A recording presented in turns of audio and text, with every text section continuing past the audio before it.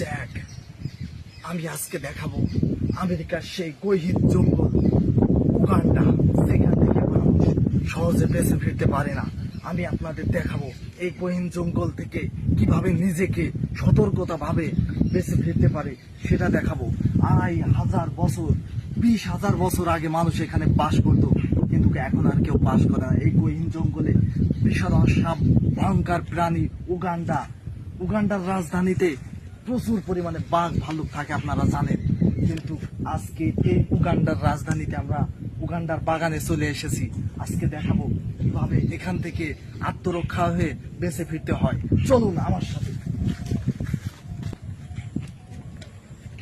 এই জঙ্গলে আঁকাবাঁকা মেঠো পথ, পাহাড়ি অঞ্চল, বিষধর প্রাণী আছে, যেমন কিং কোবরা সাপ, যা এক সবলে 500-700 মানুষ একবারে খেয়ে ফেলায়। আমাকে সতর্কতা ভাবে চলতে হবে, যাতে কোনো বিষধর সাপ আমাকে আক্রমণ না করতে। ওরে, ওটা কি দেখা যায়? আসো আসো আসো, ওটা কি?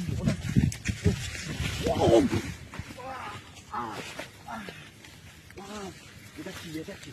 ও দেখো দেখো দেখো দেখো, ওইটা হচ্ছে গিয়ে সেই গরিলা নড়াচড়া করতেছে, দেখতে পাচ্ছেন? ভালো করে দেখাও গরিলা।